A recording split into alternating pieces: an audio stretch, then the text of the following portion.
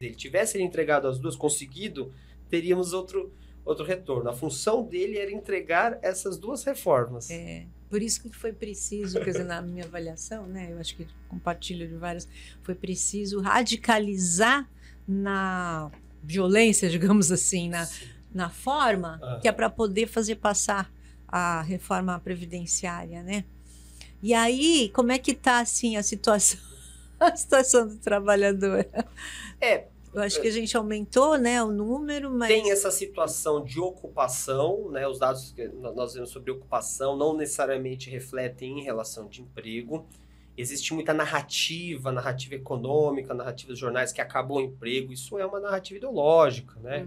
O emprego ainda é a base essencial do processo de acumulação de capital no mundo, né? No Brasil principalmente. No Brasil, o que o Diese mostra também no boletim de dezembro do ano passado, aumenta o número desses... Então, de 2012 até 2024, temos um aumento de quase 50% dos cargos na economia criativa. Então, vai desde a gastronomia, moda, publicidade, esses setores aí, então, que tem um trabalho intelectual, um trabalho artístico, enfim. Alguns desses setores são bem remunerados, então uma média salarial do setor de informática e pesquisa e desenvolvimento de mais de R$13.000, e outros do artesanato que estão ali embaixo ganham muito menos, né? Estão bem abaixo da média desses setores. E é um setor então proporcionalmente ele cresceu mais, é uma tendência a ser observada do mercado de trabalho, cresceu mais do que outros setores, representam hoje 8% da economia nacional, não é algo para se desprezar, vem em crescente, e eles têm um maior nível de informalidade.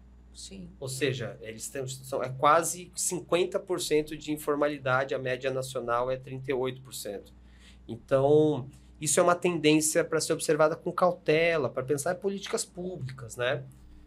E felizmente, a política pública proposta pelo governo federal foi o autônomo sem direitos. Isso não é suficiente. Você me lembrou uma pesquisa, que eu não sei se foi aqui que alguém citou, que é a maioria dos trabalhadores precarizados, eles não têm essa consciência de que são precarizados. Para eles, precarizado é não ter dinheiro para consertar a moto, e ele não entende essa relação trabalhista que ele tem com os aplicativos, por exemplo. É um tema, é o tema do momento, né? Então, se a gente for conversar com um motorista de um aplicativo, né, de transporte, eu acho que a gente vai encontrar um tipo de feedback assim, perto do que tá aí tá bom. Eu era empregado, fiquei velho, era do banco, já conversei com muitos, né? Fiquei, então tá bom, eu recebo aqui, era melhor antes, agora eu ganho menos, mas é o que me paga. Se eu for para outras plataformas, eu encontro outra resposta. Entregadores, por exemplo. Entregadores, nós temos uma precarização maior. E também dificuldade de se perceberem como precarizados.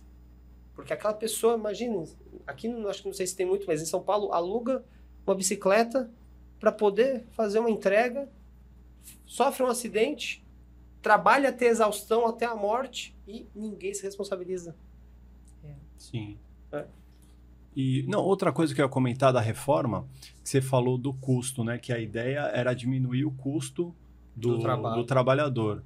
E isso não aconteceu, né? Então, essa foi uma primeira promessa não cumprida. A segunda, a geração de emprego. Tinha especialista que dizia que ia gerar 6 milhões de emprego.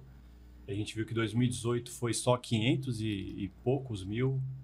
E foi patinando, né? Mas eu queria te perguntar sobre o custo. Então, assim, não teve menos custo para o empregador. E por que ele apoia uma reforma dessa se ele não tem esse benefício financeiro? Coisa ideológica?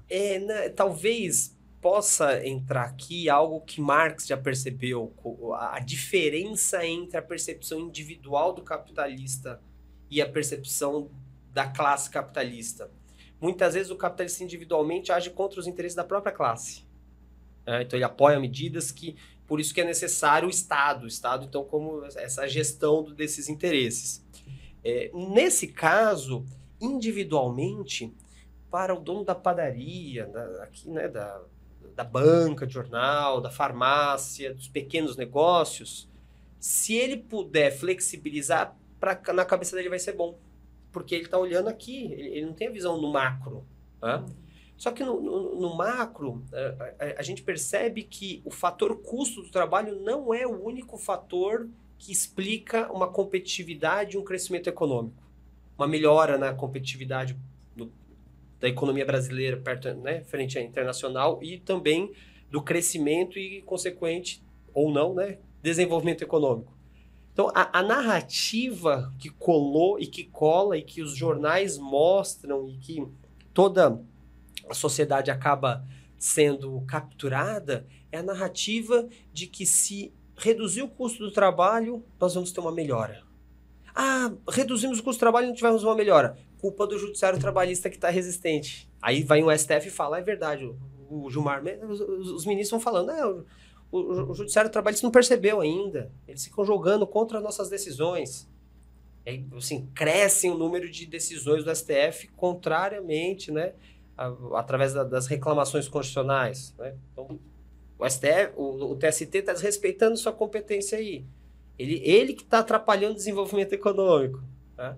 Sendo que, enfim, os fatores para desenvolvimento econômico são outros. O custo do trabalho é um deles, mas se não tiver economia interna dinâmica, que a base da economia interna dinâmica são os salários dos trabalhadores, né, consumindo, né, e gerando um processo de uma competitividade sistêmica, um processo virtuoso de dinamismo na economia. Se não tiver trabalhador com segurança para poder organizar suas férias, praticar um turismo nacional, gastar um pouco mais no concerto da laje, se não tiver trabalhador com segurança de utilizar o seu terço de férias para investir, né, para fazer alguma coisa aqui, não existe. E o próprio empregador também, ele vai ter trabalhadores que são consumidores.